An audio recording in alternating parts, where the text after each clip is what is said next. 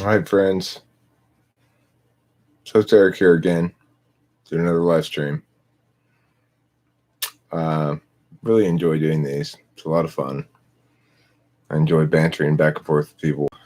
As you see, I've got my sunglasses on in case anybody tries to bring excessive sunshine to the party. Nobody wants that. Um, now, pop out the chat so I can look at that in a window over here in case anybody's near. Now, as far as the time here, it is 10:20 in the p.m., which is probably a little late here on the West Coast. 10:20. That means it's 1:20 on the East Coast, and possibly it's a little late for some parties. They're they're residing.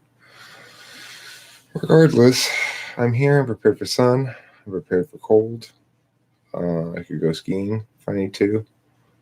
If people find it like, hey, Eric, I'm bored, go skiing. We want to see that, then I could do that. There go my two viewers. Pretty sad. I guess I failed to ignite their passion. Um. Well, let's see. What do I want to talk about this evening before I go to bed? It's been a long day. I had a lot of various tasks to do. Kimberly can be difficult. It's interesting seeing us improve our relationship, though. She comes out and tries to make peace with me after we've had a little fight in her own way. It's not my way. It's not apologizing for things. It's not taking accountability for things, but it's something, I guess. So I wonder if there's some problem with this particular live stream. Um, I don't know what that's all about.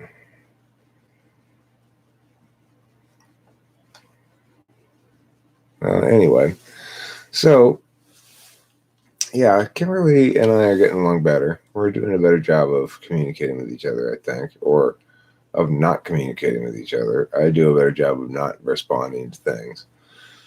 And she can tell when I'm mad, and it seems to be a little bit more responsive in a meaningful way to that than perhaps she has in the past. I try not to get mad so easily, and when I do, I think she makes more of an effort now to show me that, not really tell me, but show me that she's sorry or that she feels like she messed up or something, which is important to me. It's a little bit of effy gesture that I think I need. I need some effy, like, I'm sorry, my bad, hang my head for a second. It makes me feel like satisfied. Without that, then I start to get resentful. I got to get a little bit of fairness sometimes. She was really in a bad mood this evening, though. She was spitting fire all night at all kinds of different people, including me, of course, but mostly at other people until the end. And she started picking at me a bit and assigning me tasks for tomorrow and stuff. It's just like, okay, stop. What I need you to do. No, you don't need me to do that. So if either of the two viewers who are here watching this would like to say anything in the chat, I'm certainly available, willing, and interested in asking any questions or responding to anything written therein, as I usually do. So, barring that eventuality from occurring anytime soon, I'll continue rambling on about subjects of the day. Let's see. Subjects of today. I'm trying to think of something from the news worth talking about. Well, I see that Kamala Harris has been nominated or not nominated, but has been sort of picked by the media as the front runner for the Democrats. I read an interesting conspiracy sort of theory from an INFJ friend of mine on Facebook today, where he's really arguing the position that the media are selecting, somehow in collusion with each other, selecting this candidate and positioning it as though it were a candidate with popular support in order to engender the popular support they pretend already exists. I just don't agree with that sort of interpretation of it at all. I think the media does need to find a front runner for their story making, but I don't think there's some sort of collusion or conspiracy or anything like that. I think it's just an inevitability that the stories get told about certain candidates when you get a certain point in the news cycle close to an election, and the news looks around for whatever candidates seem most viable to them. Is she a good candidate? No. She's crazy. Her like wealth tax and her socialist bullshit and no, she's got no business running, let alone even dreaming of winning. Of course, if she were the nominee against Trump, she'd win, because I don't think Trump's going to win again. I don't think there's any chance of it. So, I think it's going to be an interesting post-Trump reality. Do we want another reactionary swing in the other direction, or do we want something that's a little bit more mindful and, I guess you'd say, considered in its course of action? I would say we want the latter. I'm still hopeful that I'll be able to successfully run for president in 2020 and make a bit of a showing in some capacity, but we'll have to see. It's getting tight time-wise. What do I think Norm Macdonald's type is? That's an interesting question. I would guess he's an INFJ or possibly an ENFJ, but he could be some kind of NTP. Obviously, I only see the guy's performances. So, and it is possible to type somebody from their art and say, okay, this is this person's media. It's consistent with these kind of functions. It's consistent with this type or that type. But it's not very conclusive, because the person, cognates and exists primarily in spaces outside of their performances. But yeah, INFJ would make good sense. He doesn't seem really like an extrovert. It seems like it's some work for him to extrovert, and he feels the risk of it, so to speak. You get a sense from him.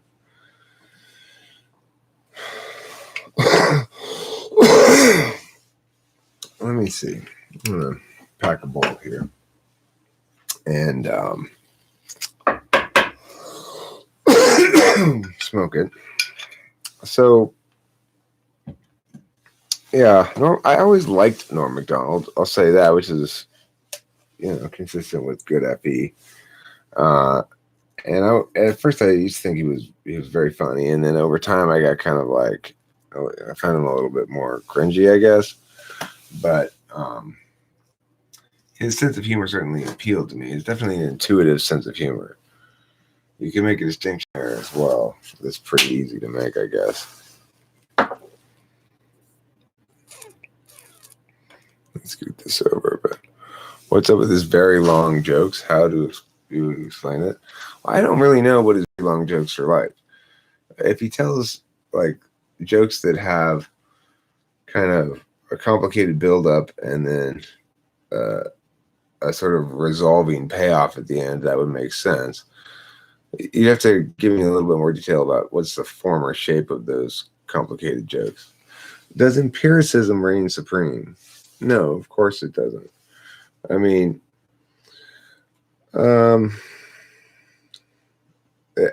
Does empiricism reign supreme? In my opinion, reason reigns supreme. And empiricism is there to serve reason and intuition. And you can think of plenty of examples in history where intuition and reason provide the right answer, and then empirics verify it or falsify it. So I think you could say, well, is that the ultimate decider? Is it determinant in whether something's valid or invalid, that it be resonant on an empirical level as well as on a rational level?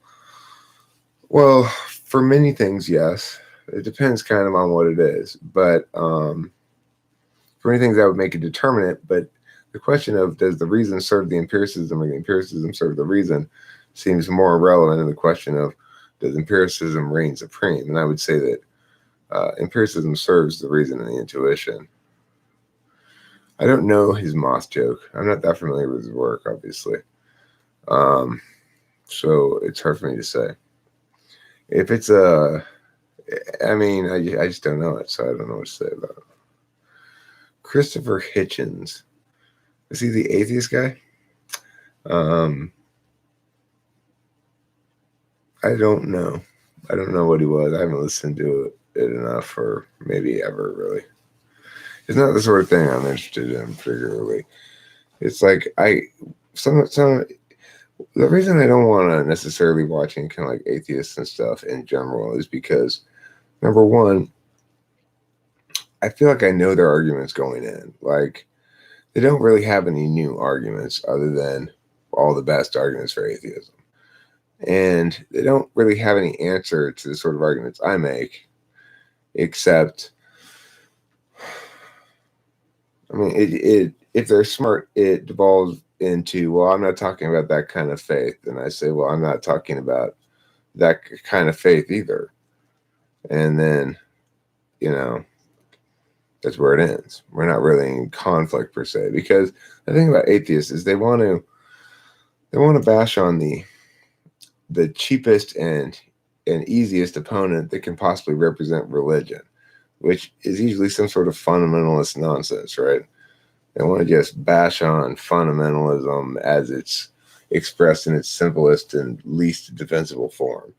But most people don't practice it in that fashion. Most people practice it in some other variation of that. And probably the vast majority of people, at least in America or in the West, who practice some kind of faith, do so in not organized religion, or not particularly organized, at least not in the context of organized religion. So if you're lying in bed at night and praying, that's something you're doing by yourself in bed, right? It's not really part of any organized religion, even if you go to church on Sunday.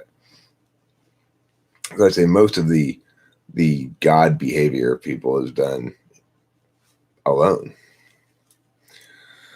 I liked your Christian atheist concept. That's actually really interesting. Like, you believe in God, but it's just magical thinking. It can't be affirmed. Right. Well, I wouldn't even necessarily say I believe in God. I would say I engage in the behavior of faith. Because to say that I believe in God, which is generally presumed to be a prerequisite to engaging in prayer, for example, is not actually a prerequisite. Because usually when we say believe in God or believe in Mya, what we really mean is are interested in or willing to or want to affirm claims of this sort.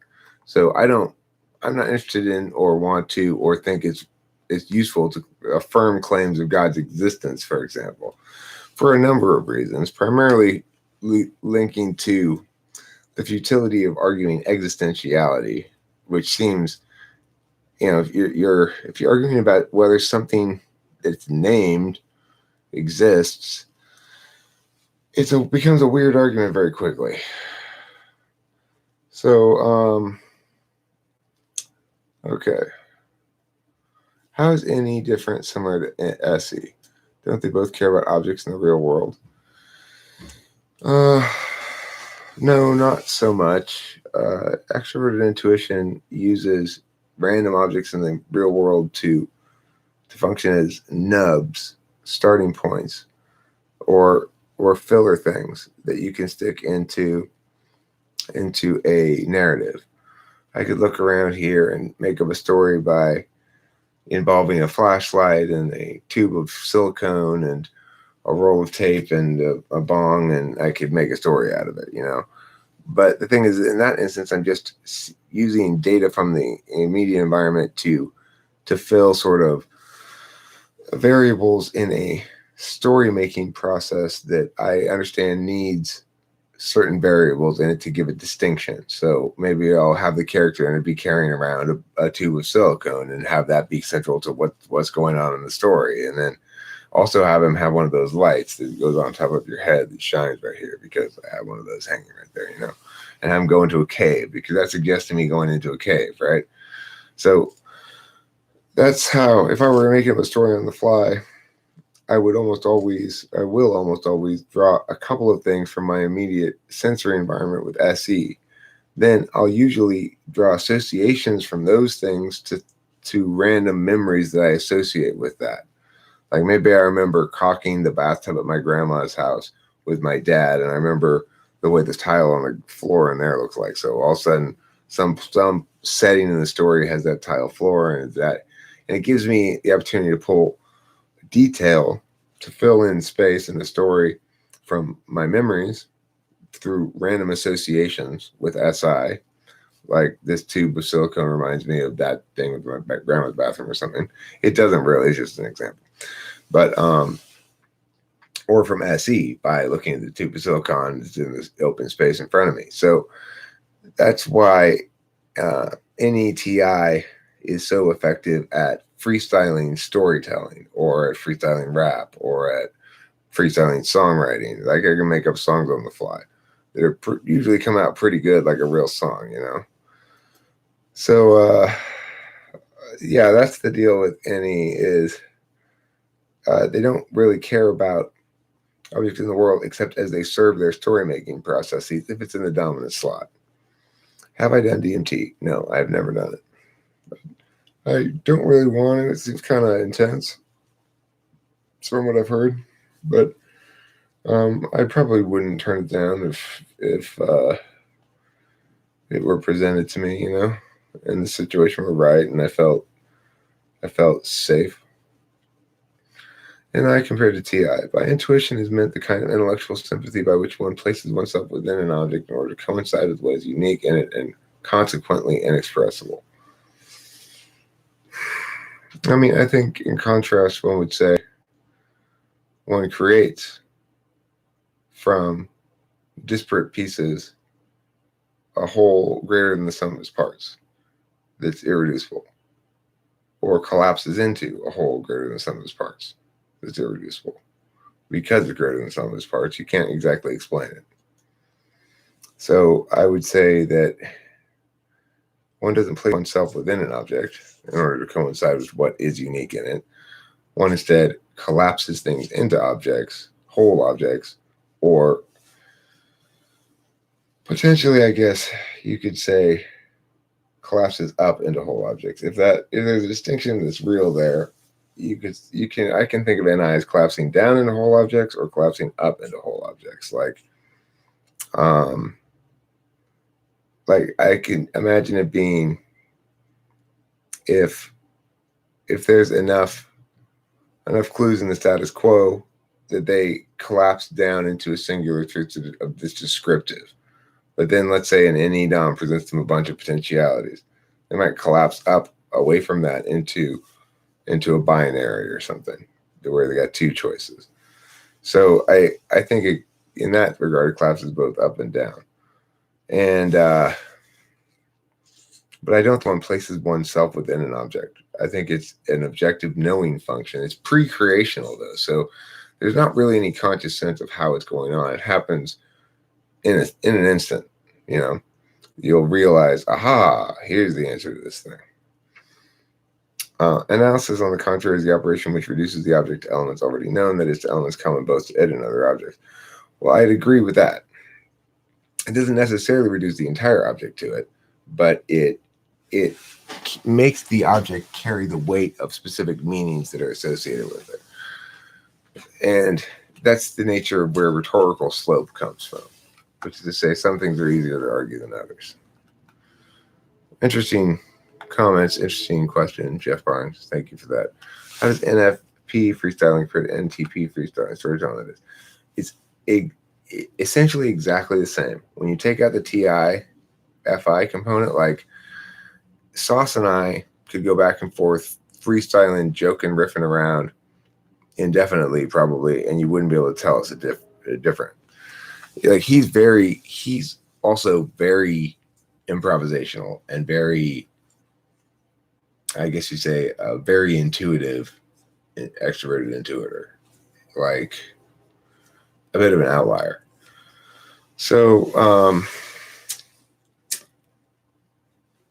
The difference comes, I guess you could tell a part of like what kind of elements of the story were prioritized. That maybe then you can start to tell TI or FI a little bit if the characters are just playing them one more than the other. You might think that you might be able to determine it that way. But basically, if you take the TI and FI deliberation aspect out of it, like you're not with it when you're telling a story, you're not trying to make a decision about something undecided. You're just trying to tell the story. So it's really sort of turning off the deliberation functions and going straight into, or using the deliberation functions in a much looser way, and turning it over to any and ni. So it's extremely similar. How is any in the second slide different from being in the first slide? It's a lot different. I mean, INFPs, I would say, have more similar seeming NE to both ENTPs and ENFPs than do INTPs, whose NE is very it's very much in the service of TI. It's very much in the service of TI, more so than the NE serves the FI for sure, because the TI and NE operate on the same aspect or ecosystem, so to speak. They're both objective, they're both representational. So because the TI DOM is both the TI DOM and the nature of the dominant function there is deliberative, the most deliberative of all the functions. I mean, TI and FI are equal, but those two are the most deliberative of all the functions. But the added deliberation of the fact that they're operating in the same ecosystem makes NE seem, I always feel, well, I mean, this is from my perspective, right, as an ENTP, but I always tend to feel like they need to let their NE go. They've got to chain down. They've got to chain to some oxen called TI that are pulling it along and not letting it run free, really. That's my sense of INTPs.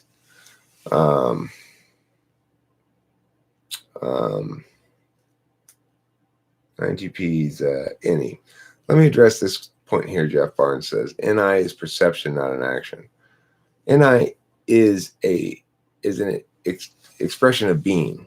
So as you are being, you will at a certain moment. Let's take Wheel of Fortune for example.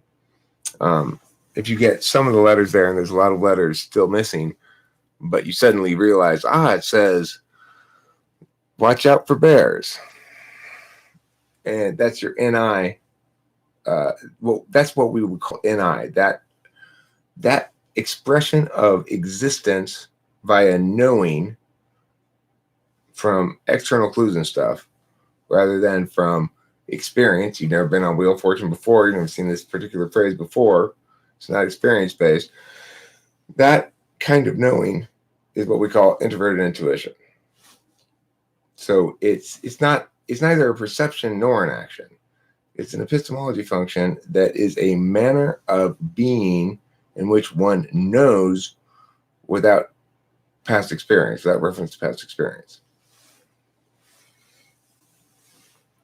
No, I don't want to read that.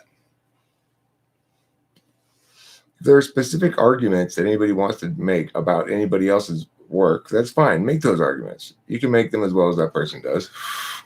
The argument should be judged on their merits anyway, not the person's. So if there are specific arguments you think I need to hear from there, make those arguments. But other than that, I'm not interested in reading things like that. I've got too many other fancy things to read. I read shit all the time for debate. Do you still think Frank James is in INFP? I haven't watched anything by him since I watched that one Type Police example. XZ, give an example. XZ, also INTP, got crazy, unlike the aforementioned crazy NI. SE and NI aims to finalize ideas. NE, the realm of metaphysics, and SE, the physical realm. Well, yeah, SE seeks to execute and turn ideas into impacts, basically. NE and SI aims to explore ideas, NE metaphysics, SI physical world. Right. Ran out of vape juice. Joining you with the cig, Maine. You have a cigarette mane. You're like a lion, but your mane's made entirely of cigarettes. That's cool, Jason. That's cool. Look, Which type is the most carful with their tool function? You mean they work on cars with it the most? Let me see who's calling me. God damn it. Hello?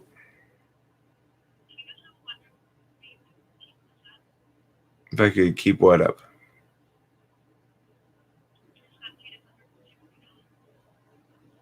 Oh, we did? Oh, that's great. Well, I'm live streaming right now, so that helps with that process, I think. All right, great. Happy to hear it. Bye. Okay, she's happy about something for once. Let's see. Um, it's very warm. It's really good for cold nights. So, which type is most careful with their tool function? I think everybody's not very careful with it. I think everybody doesn't need to be particularly careful with it because it's very effective and they're used to using it for doing the sort of things that they do. So, like this, I'm using TI here to sort of address the question first and foremost by thinking, okay, well, is there a problem with the question? Yes, I think there's a problem with the question. I'm going to critique the question rather than answer it. Well, why? Because, and then I give my explanation. That's like me just using TI on the fly because it's my tool function. And whatever capacity I'm operating is going to be somewhat shaped by my dominant function. So here I am doing this because it's so natural and comfortable for me to do this, and it's so pleasant, and I just like to do it so much. Not because of any other reason, except it's just my implicit frame says, home. And then my tool function goes, yep, home. And then my third function goes, yep, you're in the right place. So it's just, I end up just doing it, I do it all the time. So that's what it is about your tool function. You don't need to be careful with it because you're really good with it. I mean, it's not that you're good with it. It's just, you're super comfortable using that manner of attention is what I should say. It's like when I'm paying attention by parsing shit out, I'm automatically reflexively doing things like checking my own statements for consistency. So I said that previous thing and then I checked it and I restated it in a better way that was more defensible. I'm always checking for defensibility. It's just a tool function. It's like you roll with it as comfortably as you do with your best hoe by your side in the Rari. Let's see. Do I think you can tell someone's type from their facial expressions? No, I think you can get some clues about it that may or may not prove to be correct. It's not a reliable way to type people. It's not bad way to get some initial thoughts. I do see some people. There are some physical behaviors that correlate with type. But like I said, they're not reliable. You can't cross-check it against anything. You got to rely on other things you can cross-check. Kaizo. Fucking Kaizo. Kaizo, did you ever stop trolling? Were you born to troll? I don't think you're an INFP, Kaizo. I know you're not an INFP, in fact. You are an ENTP. You can be particularly good at being a pain in the ass for an ENTP, but you are nevertheless, without any doubt whatsoever, no matter how many people you tell otherwise, you are an ENTP. So get over it. Angantier. Do you think you can tell AOM? What do you think AOM is? I don't know. I don't know what that would mean. You can't. TE and FI aim to conclude rules. TE the objective, FI the subjective. TI and FE aim to understand rules. TI the objective, FE the subjective. I don't think that TI only aims to understand rules. I mean, unless you're calling vague things like that claim a rule, you might say in that instance, I guess it's a rule.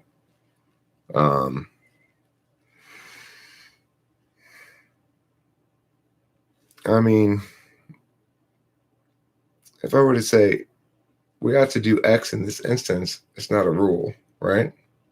But I might use TI to determine that. FE doesn't understand subjective rules. FE and TI are both objective because they're representational. They deal with objects, whereas TE and FI deal with processes or experiences. So in order to process information about other people's feelings, we have to first objectify it, which is to say, render it into some sort of relational calculus against a universal norms of wanting to be liked, wanting to be respected. So FE, as a consequence, because we can't go into another person's head and experience their feelings, we have to represent it with some sort of object, a time object called a word or a statement or something like that, that expresses our thoughts about the other person's feelings. Now, those might be wrong. That doesn't change the fact that they're objective. In other words, third parties can argue with us about it. Joe's mad at me. No, he's not. Well, yes, he is. He told me he was mad at me. Oh, he was just joking. Well, let's ask Joe. Joe, were you joking or were you mad? No, I wasn't joking. I'm mad at you. It's objective in the sense that we can resolve it by involving external data in the question. So that's what makes FE objective. FI, in contrast, we cannot resolve questions about FI that are by pointing to any external data because all the data is inside of us. It's experiential. Now, TE is not objective either because TE is always particularist in the sense that it's a way of approaching a specific problem and how to attain your solution that you want given the reality of this specific problem. It is a systems logic for sure, but it's not objective because it's, first of all, what's good TE in one moment is bad TE for another person in the same situation, is great TE for the third, is terrible TE for the fourth, because it always depends on your goal. And the goal of a thing changes. If I want to film a scene where a bridge breaks and a car falls into the river, then I want to design a bridge that does break in the middle. That's good TE. But normally, under other circumstances, I probably wouldn't want the bridge to break in the middle. That would be bad TE. So we can see how it's a particularist calculus. Now, it's never the case that somebody doesn't want to be liked and respected, that really they want to be hated and disrespected. Nobody wants that, really. So there's a universals underlying the FE things, right? There's a universal norms that FE assumes and then compares you against in some sense. TI has its own universal norm, which is validity. So that's why TI and FE are objective and TE and FI are subjective.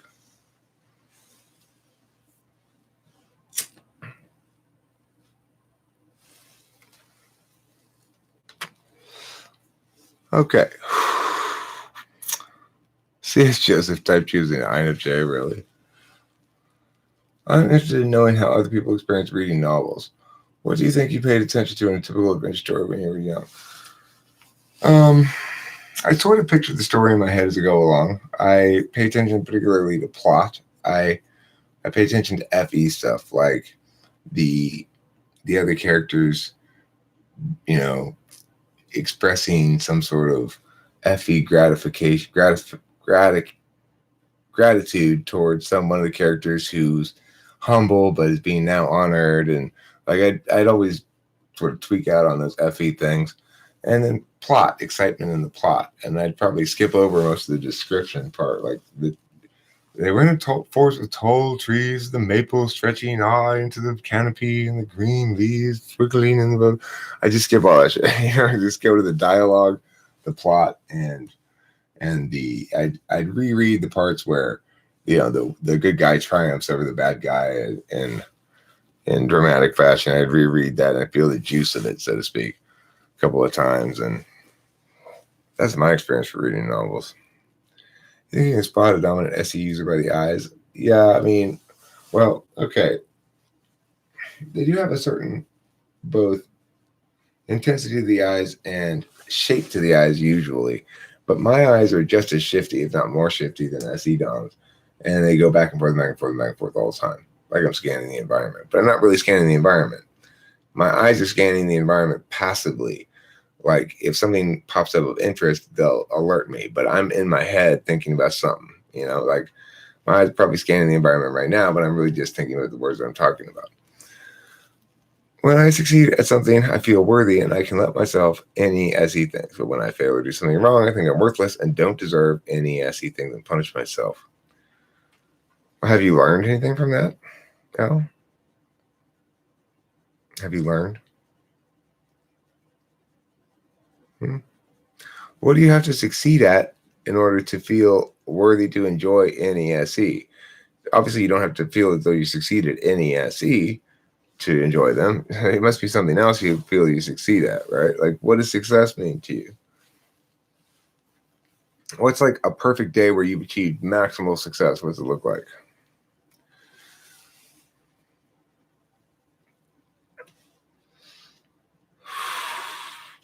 Any eyes seem curious but skeptical? I would say my eyes are curious but skeptical. I like to think I have laughing eyes a lot of the times. I there's I generally try to be as alert to the amusing in the world as possible. So I think that's something that people have told me before, and I like that. I like being told that, and I think that's probably fairly true. It's usually easy for me to notice ESTP males, but that's probably because they talk so damn loud. They're not the quietest group of people. I'm going to agree with you there. Not the world's quietest group. TE is objective, that is, it removes the subject, that which is subjected to experience, the observer, oneself, and others from the calculation. No, it doesn't, XZ. It absolutely does not. Because you have to know what it is you want to accomplish in order for the TE to be good, as I've indicated. The TE is related to the particular thing in front of you, but you will never know what to do with it unless you know what you're trying to do with it. You have to have a goal, and that goal links directly to FI. It's subjective because I can never tell you your TE was wrong unless without referencing data only you have, which is what you were trying to do here, as in the bridge example. So you're wrong about that. For sure, it's an interested calculus. It's always an interested calculus. Is this a good TE?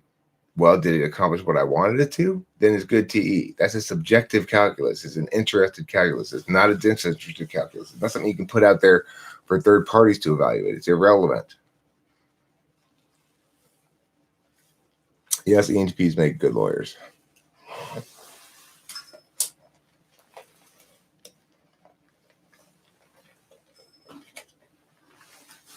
People have wanted to fight me on this TE objective thing, for a long time. XZ, I know all the argument chains backwards and forwards on it. You can't win this debate. It just doesn't make any sense. I've explained it in multiple videos at great length if you want to watch any of them. TE is absolutely not objective by any of the normal definitions of the word, and any definitions of the word that would make it objective would be inconsistent with our other understandings of other things. So it's just not.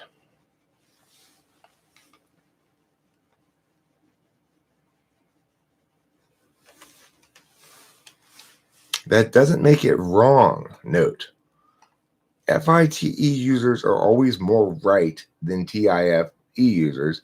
It's just that the rightness of FITE users doesn't generalize.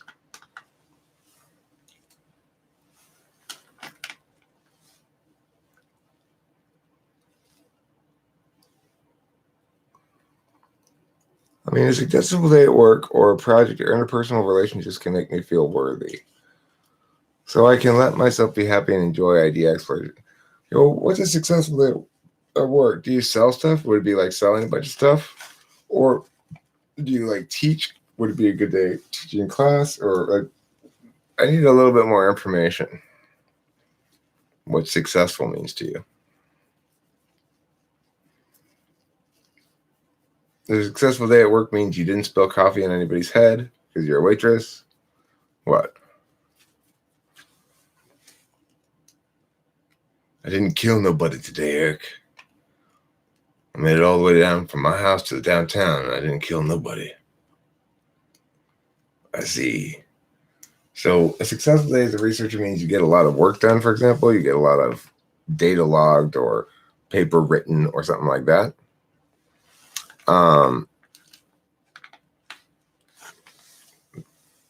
Da. Let's see. Well, I mean, I would suggest that it's true for anybody that if they feel like they're doing well at work and getting stuff accomplished, that when they're off work, they feel more comfortable playing around. And if they feel like they slacked off at work, didn't really handle their shit, then it's going to make their off time uncomfortable. That's, I don't know if that's type specific, but feeling as though you can enjoy SE and NE would make them probably maybe like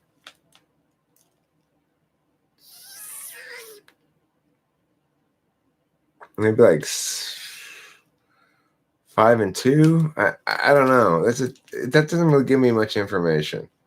I don't think that that's enough information for me to give you any sort of feedback on it, really. A successful day to me is doing something more than just getting stoned and shit talking online. I don't know, Angatir. I'm going to say you've had a pretty successful day today. And from what I can tell, you've mostly just been getting stoned and talking shit online. Well, right, if you're getting paid. What about you're getting paid in learning, in knowledge, and wisdom? Self-development. You are developing yourself right now in your heart. And I want everybody to reach into their hearts and to give it a little massage. And you're going to feel like, myself is developing. It's probably just a boner. Go rub one off and go to bed. That's why I'm a life coach. Coach people on how to live. Let's see. Is perceiving the essence of characters an NI thing or maybe FI? Yes, I also care a little about sensory details. I don't pay great attention to plot action. I just like reading Jason Bourne. I think perceiving the essence of characters is an NIFE thing, probably. But I think that perceiving the depth of characters is more of an FI thing. So FE is going to perceive characters as having an essence, FI as having depth. And the NIFE reader is probably going to be paying most attention to social dynamics between the characters, less attention to plot. So that's my answer to that. Unless pick up a trade, people. Pick up a trade, people. I don't know what that means. Pick up a trade. Got to empty the pipes eventually. That's what the pipe organist says at the church. That's why every week when she plays. Because I don't know if you guys are aware of this, but during the week between services, the pipe organ pipes get full and clogged with notes, with musical notes. They gather there because nobody's pushing them out. So, yeah, you got to empty the pipes eventually is a little sign they put above every pipe organ in churches. Trade school jobs, pipe organ cleaner, one possible job you could try to get at a trade school. Learn to clean pipe organs. You got to do it with your tongue. So they don't tell you before you're like 3 weeks in and it's too late. Yeah, it's an old medieval tradition that you can't ever get a pipe organ clean unless you clean with your tongue. So, a lot of people with really large tongues go into pipe organ cleaning. Anyhow, little known facts, sharing with the people tonight, sharing the wisdom, sharing the truth. Nothing but gold bricks flying from my mouth, landing at the feet of all those here viewing and participating in the live stream. Wondrous feeding frenzy of gold grabbing it is, I would say. So, other thoughts, other questions, comments, concerns, queries, complaints, matters of consternation. Who focused on the monologue dialogue in terms of linguistic mastery, regardless of the story? Well, okay, when I'm reading a book, if it's poorly written, like if the voice isn't fluid and doesn't have the right patter as I understand writing voices to have, then I'll trip on it as I'm reading. You know, it's like I don't like the way that it's written, basically. But if the story is good enough, I can ignore that and I'll get into the story anyway and get used to the person's writing style. So, and I typically think that the best authors are going to be, for me, authors that have a lot of NI in there. They're telling universal stories and stories where they tweak my FE and they tweak my FI and yada yada yada, you know. So I, as far as who focuses when they're reading, just on the monologue dialogue, in other words, the speaking of the characters, I think everybody focuses more on that and on plot than on description, probably. I could be wrong about that. There may be some types who like description, but I think people are generally interested in the stories of the people in the story, you know? They're not interested that much in reading a bunch of detailed description about the setting or whatever. So, in that regard, it's hard to say. Do I have any herb tonight? Let me skip ahead to that one and pull a bong rip. Yes, I do. It's like the world's coffeeiest weed. It makes me fucking cough my brains out, but it's pretty stunning.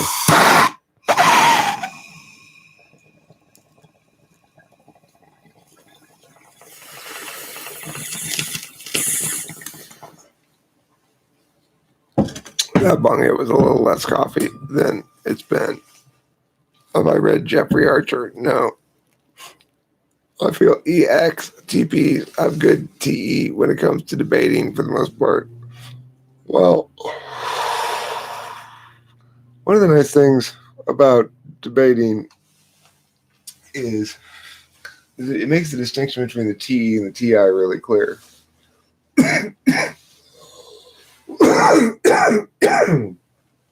The TE involves a lot of formatting and getting your shit set up for battle, which means, you know, a good TE team will have 3 laptops, one for each teammate and one that has just the cases on it.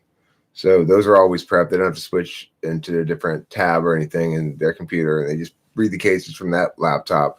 They've also got printed out cards in a box, and they've got like argument, like a table of contents for the box on the front with all the arguments and AT this, AT that, AT the other thing. Like they've prepped out for every argument they expect to hit, and they've got their things all pre-flowed, so they go into the round with their own arguments written down already on the piece of paper, so they can just fill in the opponent's responses without having to write down their own arguments while they're flowing. They come in with questions pre-prepared that they think they're going to ask, probably, or a list of them to choose from. They come in with different possible neg responses to different kind of cases and stuff like that. And it's all organized and ready to roll. That aspect of organization and prep is very TE. And it's like I understand how to do that in part because I learned from an ESTJ, my assistant coach. He was my assistant coach, but really I was learning from him, Scott Wheeler. And he went on after being my assistant coach to do great things. And we did great things when he was my assistant coach too. Kudos. And after too, we won national champions and we got, you know, one of the top 5 debate schools in the country, kind of shit, all that kind of stuff. We achieved at the top level, and he's achieving it even at a higher level now, actually doing the same top level shit, but at high school. Anyway, that's the TE part. The TI part is all the actual argumentation, where you go, well, this is wrong because X, Y, Z, and these warrants and these justifications and these cross applications and all the actual tactics of it is tactic and strategy is TI.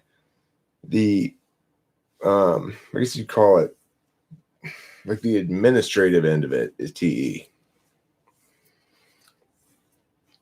Let's see.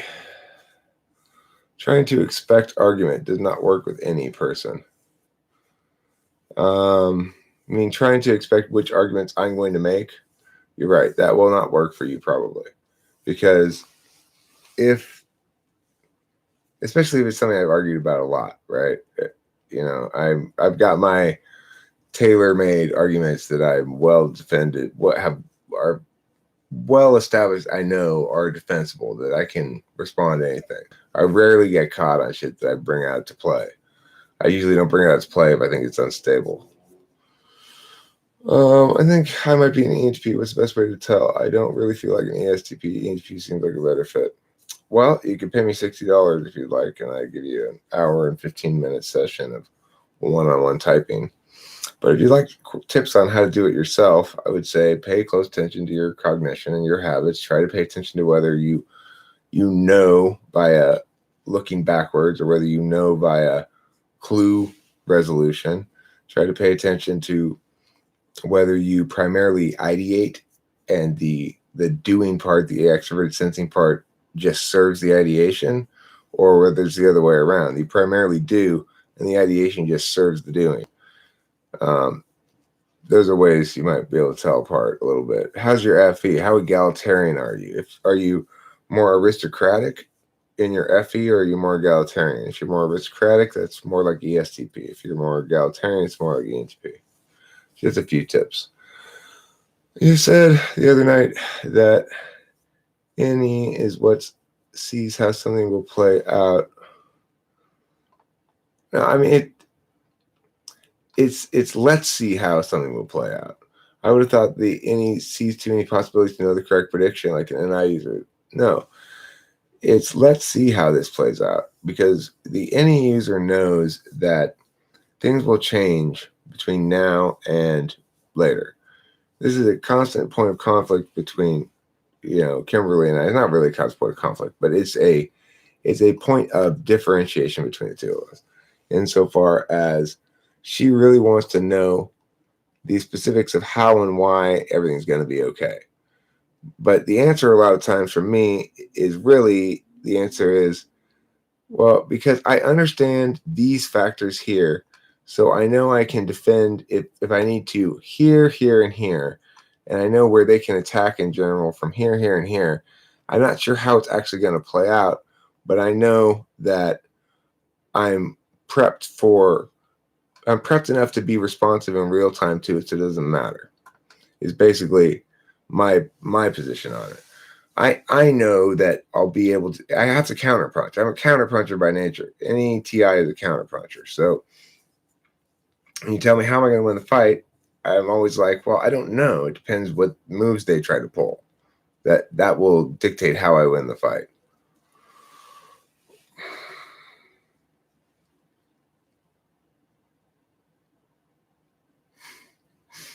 Jason Rodriguez, I don't do either of those things. I might not be an SE Dom. What are the main arguments for atheism, and how can they be refuted? The best argument in favor of atheism is that it's ridiculous to affirm the existence or believe in something that you're not defining in any meaningful sense.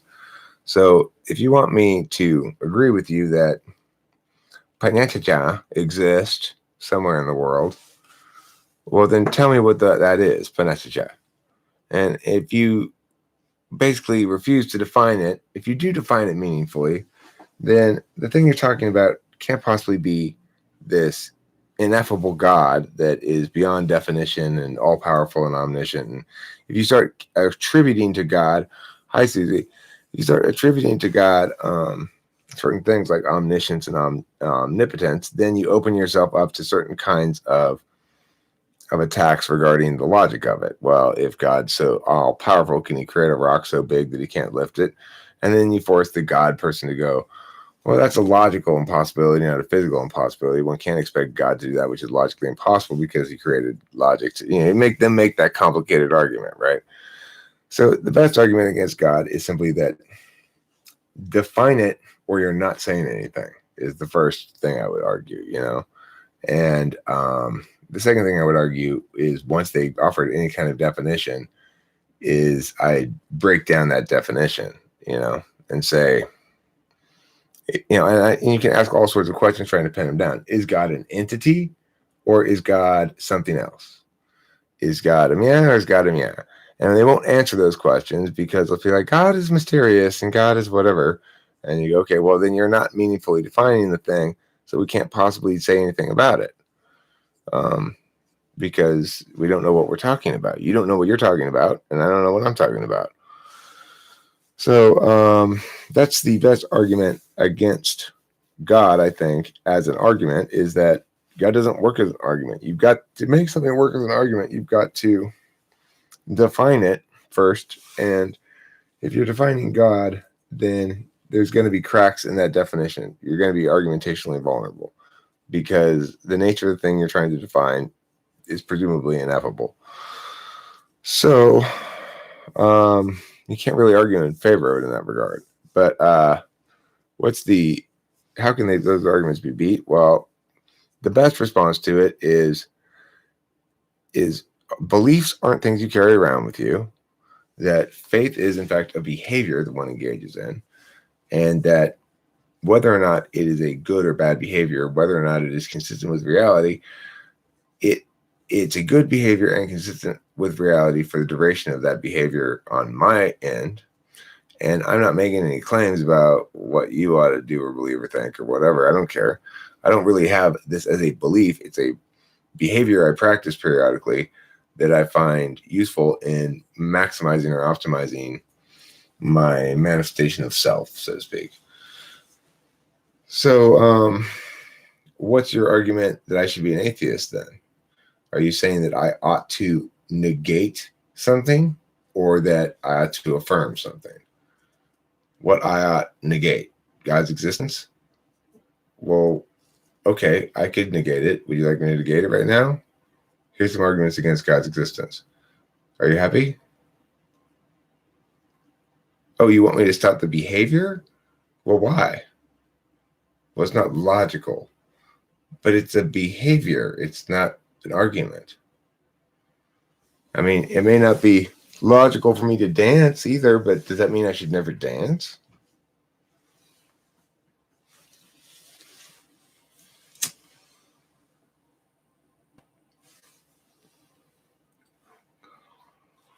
I was reluctant to do SE stuff when I was younger, but I always felt more comfortable with my SE when I'm alone and gotten more used to it as I've gotten older. Resonate with how know you which arguments could play out.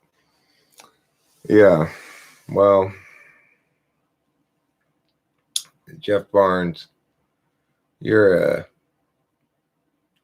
I mean, you know, your comments are interesting across the board. Your comments, questions, whatever, are interesting. I fully believe you're an intuitive of some sort. INFJ would not surprise me.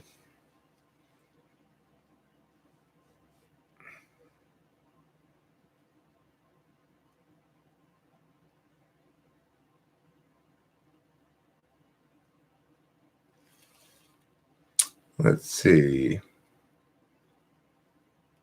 That's a rabbit hole that could go on forever. And that's what my last wife said about my anus. She had her whole arm up there. Yeah, you kidding me? I'm a street gang by myself, your God. I am a street gang. Street gang called Host Eric. I had to beat myself up to get into the gang. It's terrible, but worth it. Now that I'm in, I'm family. It's pretty good. It's pretty cool being a street gang. You know, I sell crack, I pimp hose, what else? Commit random acts of violence, drive-bys, shooting other gangs, you know. Or I guess I call them gangs. It's really just random people I see, but they got blue or red on as far as I'm concerned. They're Bloods and Crips. Oh yeah, I play craps, sure. I play craps for the kids down at the preschool. Hey, you kids got lunch money? Time for some craps. I think being interested in conspiracy theory frequently would be inferior in I. No, I think it's dominant in I. It's dominant in I run wild. When INFJs in particular, but INTJs too, when they start thinking about multivariate systems, they keep trying to reduce to singularities, stuff that doesn't reduce to singularities, like, you know, things with complex causes and interplane vectors and different slabs moving around on a metaphysical plane that that represent multiple storylines that don't interact really or don't coalesce. They'll try to collapse them anyway. That's where you end up with conspiracy theories. Yes, there are a lot of clues here. So many clues, in fact, infinite clues that you could conclude almost anything. And there's this confirmation bias aspect to NI where it takes in the clues it wants to take in. You know, it's like the person presents the NI the clues that the person is interested in looking at, and the NI has those clues to work with.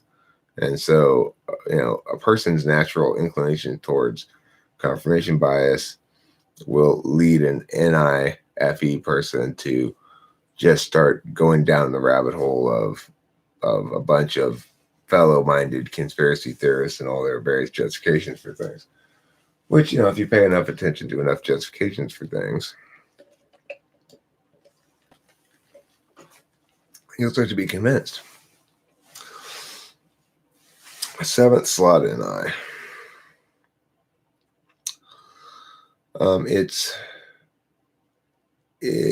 Well, the example I always give, and I'll just give it again, is my ex-wife. So she really shouldn't have left me.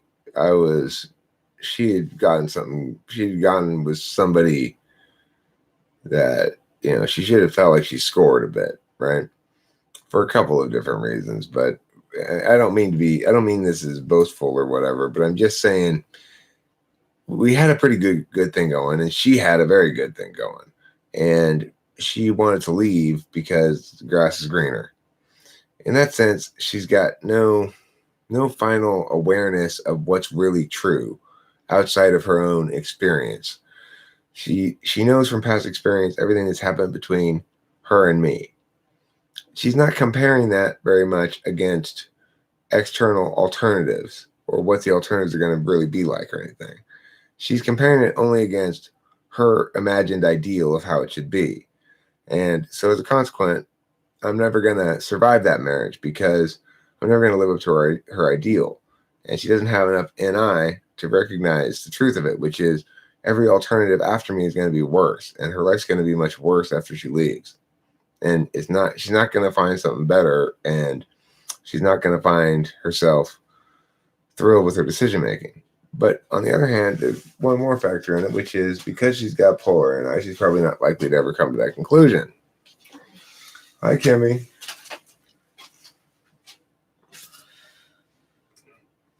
If you want one of these t-shirts, you can PayPal Kimmy and send her your address and me your address via email. Just email and I'll tell you your PayPal address if you want a shirt.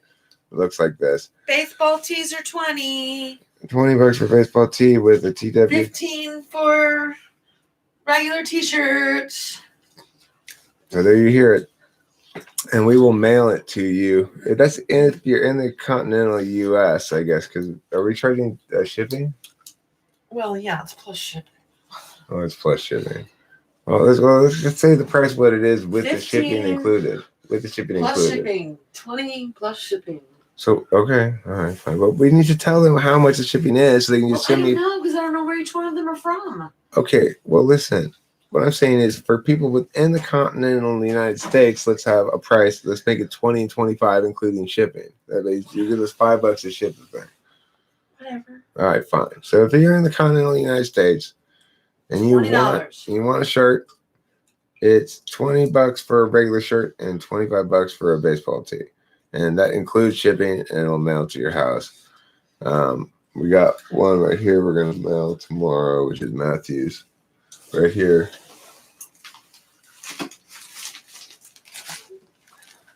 Come in a package like this. And we took off the mailing tag there. You haven't just had it sitting on top. We haven't taped it on yet. So and we sell bumper stickers. Well, let's do one thing at a time. Let's not overwhelm. Be quiet. You're not in charge of that department. Okay. Be quiet. All right. Oh yeah, we're gonna give Abraham a shirt of you.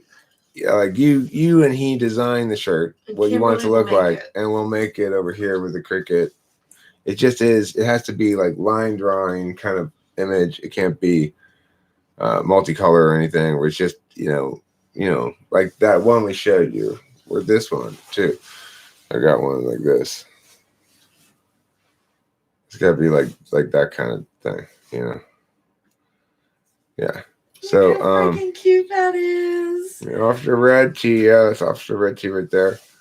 That's baseball, or is that regular? That's baseball. That's baseball. So that would be $25 shipped to you if you live in the contiguous United States, and the regular kind of T-shirt would be $20 shipped to you. How cute! Sunbeaming wants an Officer Red shirt. My email. Aww. Email me if you want a shirt. Email me at this, and I'll shoot you Kim's PayPal address. Well, tell them they can just send it to the PayPal address and send me what size they want, and I'll send it. But I don't know. Susie was telling me you shouldn't be super public about PayPal addresses for some reason. So I've just sort of been kind of cautious about it since then. Sorry, gmail.com. Aw, Sunbeaming, be Red's first T-shirt buyer. Okay, so Jason Rodriguez says, right, NI being aware of TI necessarily but definitely hellish. Yeah, it is important for INFJs to bring their TI into the mix, and as it is important for ISFJs to bring their TI into the mix, and to try to be as disinterested in their calculus as they can, and especially about their NI conclusions about broad multivariate systems that are resistant to NI. So Albert Einstein quote seems very relevant. We cannot solve all problems with the same thinking we used when we created them. I would say that's generally true. How does a stressed INFJ change display? I would say run away. Well, they lose their cool. Like they're not so right. They're not so polished. And you see him fraying around the edges. I've not seen the movie Taxi Driver in a very, very long time, so I cannot remember what happens in it. Let me see which comments you're talking about, Jeff Barnes. Since developing my TI, I have been much more skeptical of my NI postulations. It's rare for me to be aware of contradictions within my NI framework, and when there are, it is rather upsetting. Then I usually have to come up with more answers to explain the apparent contradiction.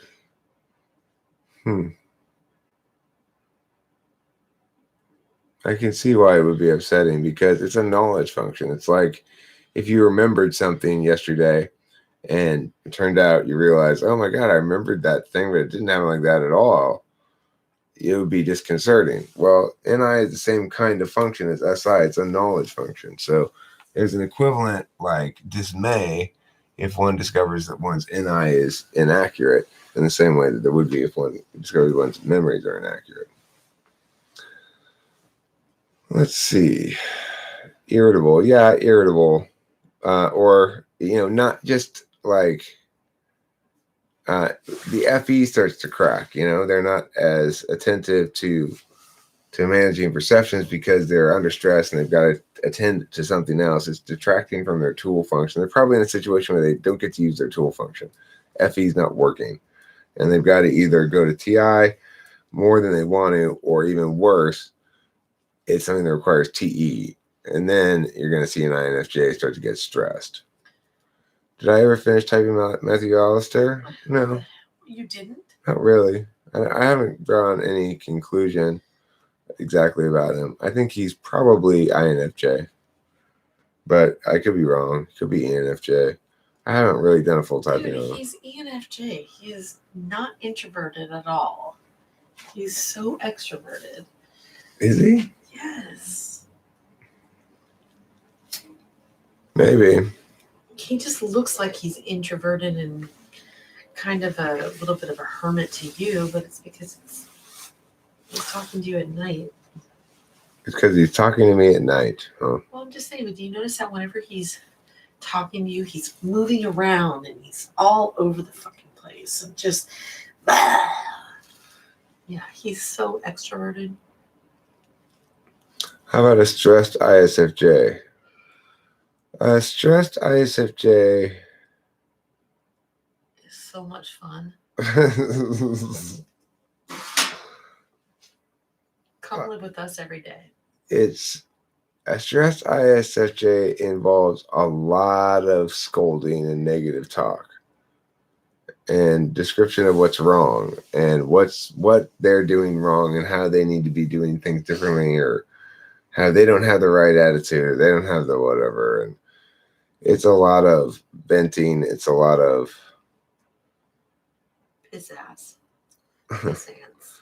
XZ, I guess you could say that. I guess you could say ISFJ becomes more ENTP-ish in some ways when they get, yes, for sure, when they get irritable. I mean, you know, she certainly becomes very argumentative when she gets stressed out. Whether she's not very good at it. I mean, well, she's sort of good at it with me in the sense that she just taught me well. Kim, no, I didn't teach you those things that you do. Things Yes, like nanny, nanny, nanny, I'm not listening to you. Or, well, I don't care how right you are, I'm just going to say no. Well, I've never taught anybody anything of the sort. So don't try to blame that shit on me. Susie taught me. You know, I took Susie lessons. You don't argue well, you defeat Eric well with your nonsense. That's different. There's not arguments you're making. Otherwise, I'd be appeasing you. See, that's what you think, Kim. You think of it as Just appeasing kidding, me. Sus. You think of it as appeasing me. It's appeasing me. No, but Kim, you don't want to work with me again for the ninth time. I'm trying to work with us together, but you always want to oppose me. Not always. Yeah, Susie's pretty scary. How does Kim think of FI? What do you think about FI, Kim? Your honest feelings, your things you value, and things that make you feel strongly, and my feelings, and that sort of stuff. How do I feel about them? Yeah, sure. What do you think about them? I don't really understand. Like, how would I answer that? I don't know. Jeff Barnes says, I think your definition of the functions are valid in a TI sense, but not necessarily very descriptive of how they experienced, which is obviously more important and interesting.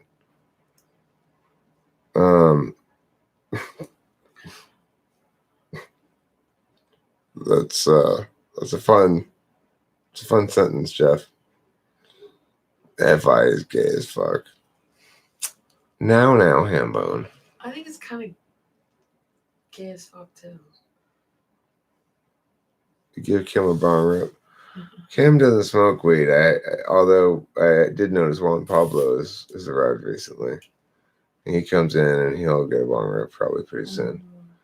Eric, why do people say I scare them? Perhaps Kim can answer that one.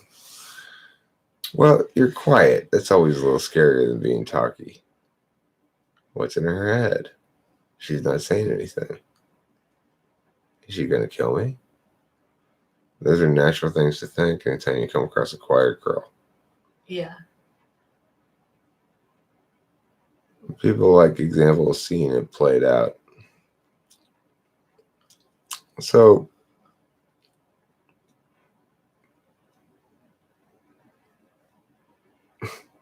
I think Jeff Barnes' comment is funny for a number of reasons. Number one, if you actually believe it's obviously more important and interesting to be descriptive of the experience, okay, then you're displaying a clear function bias towards experiential understanding of things. So I don't think you do have that function bias. I think this is just an argument you're making. But regardless, I think they're actually much more descriptive of how they're experienced than anybody else's descriptions of them. I talk about them as being processes and manifestations of being, not as being attributes. I talk about what exactly it's like to experience the difference between NI and SI, as I did. And I don't know, maybe you've heard either the potato touch example or the where am I going to pick up Reuben example. If you haven't heard those, they're both descriptions of my process by which I realized something that I was wrong about or had not taken into account to display the difference between SI and NI. And those SI descriptions of the middle processes are quite descriptive and very much revelatory about how the actual experience is. So you'd be wrong if you were right, but you're not right, so you're double wrong.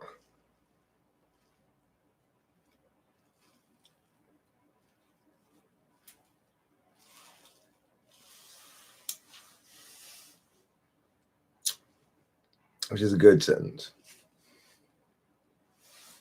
Well, I mean, I try to be as comprehensive as possible. I would start with my framework video, in which I sort of say, here are all the ways we could look at this. And here's some of the ways that I'm going to prioritize looking at it. And here's why I'm going to prioritize these ways over other ways. I try to understand each of the functions in two capacities. One, in a turn-based manifestation in the metaphysical ecosystem, and two, in an experiential manifestation in the real-time ecosystem. It's probably true that I do a better job of explaining the metaphysical side of things, but that's because it necessarily lends itself to communication, whereas there's not much to say about the experiential side of things sometimes because it's the part that's not really communicable. Susie, it's because you're not very sweet. Susie is sweet as a honey-baked pie. That's what Grandma used to say. Susie, I think you're sweet as a honey-baked pie. That's Susie's Norwegian grandma would say. She's sweet to people she knows.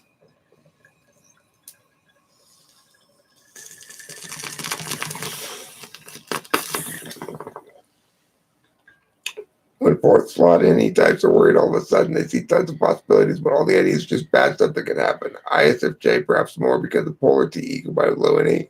Right on the money, right on the nose, exactly correct. Curtis, you're so smart. That's why ISFJ needs E into P to sort of talk them down from that shit. But talking them down requires You talk what? to talk them down. Oh, It's like when you're stressed about something, you need me to talk you down. But you are like, okay, you know when the firemen go to get a cat out of a tree? I'm happy to come get you out of the tree. But dear Lord, every time you get stuck up in that tree and I go to get you down, thanks, Curtis. you scratch the living fuck out of me. So, she's that kind of get you down.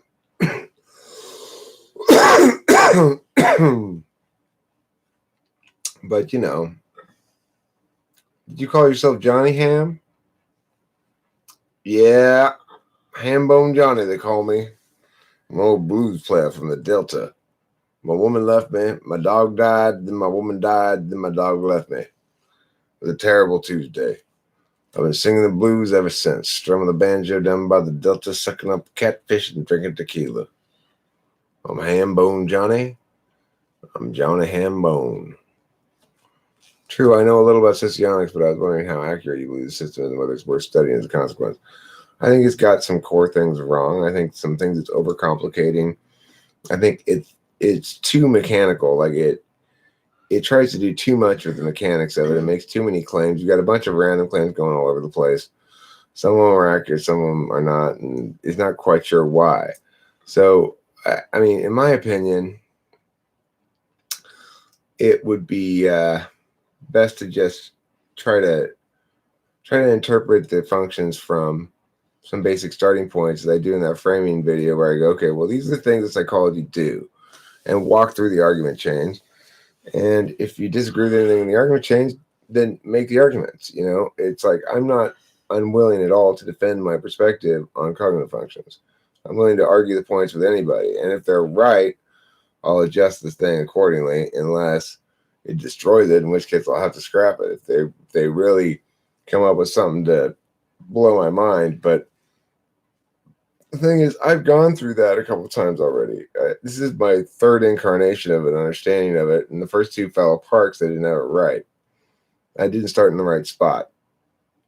I'm convinced I have this time because I've won every argument and nobody's found any contradictions, and I've got people trying to attack it left and right. You know, I've got everybody and their brother coming in here trying to tell me that my understanding was wrong in some ways or the other. No. TE is yeah. Well, I don't really have an interpretation of the socionics systems through my lens at all, because it's not possible to interpret something when you have different starting points. My starting point is, let's respect what reality is first. Let's divide it into two manners of being, or ecosystems of being, one of which is turn-based, one of which is real-time.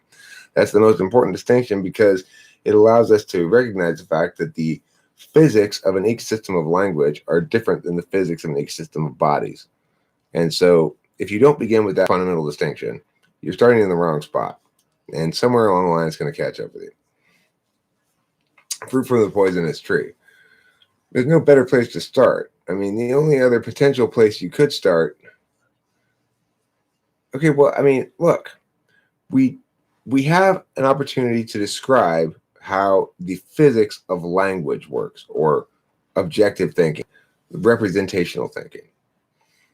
And we know for a fact, nobody needs to dispute this, that there's a turn-based element to it, that until I finish saying these words, you can't get all the content out of it, right? It's not something that can be gleaned holistically until you've received the full package, and it has duration. And the duration is accomplished in turn-based steps. In other words, one word at a time. The space between them can differ, but the meaning won't change. So we know this. This is not any kind of claim that's outrageous to say that it's consistent with reality.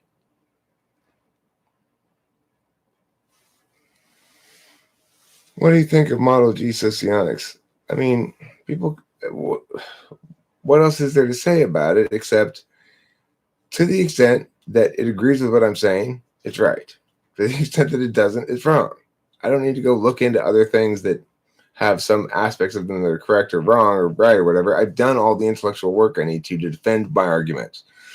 So I'm not interested in going and critiquing other people's arguments. I'm open to critique. I stand open to critique by anybody and everybody. Come challenge me on any of the things I'm saying about cognitive functions, and I will answer your questions and defeat your counter arguments. So if you find something in socionics that disagrees and you want to argue that point, bring it in here and argue with me, and I'd be happy to argue it.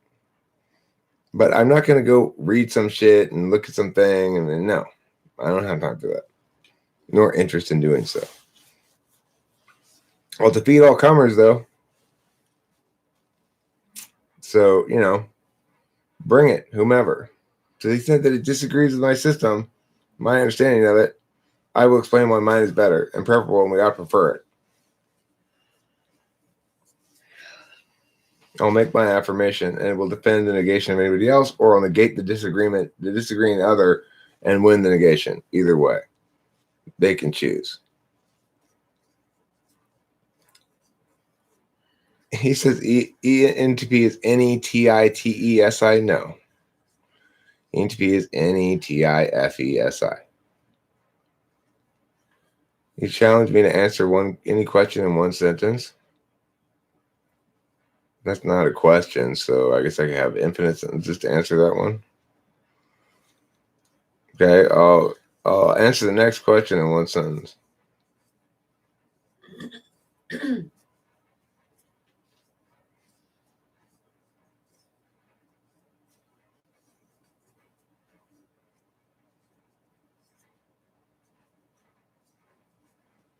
If it could happen, do you want to be immortal?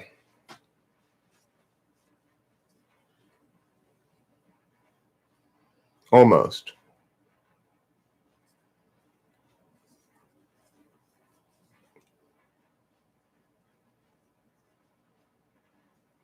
Curtis says they have both bro TENTI. Who has both?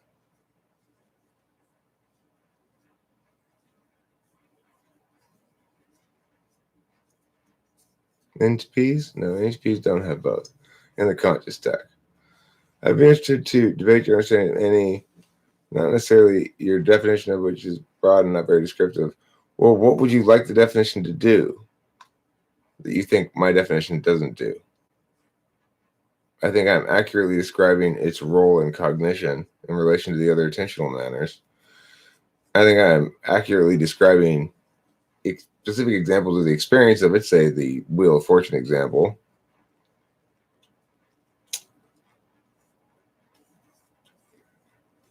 Yeah, I see issues. It could be an ENFJ, possibly. That's possible.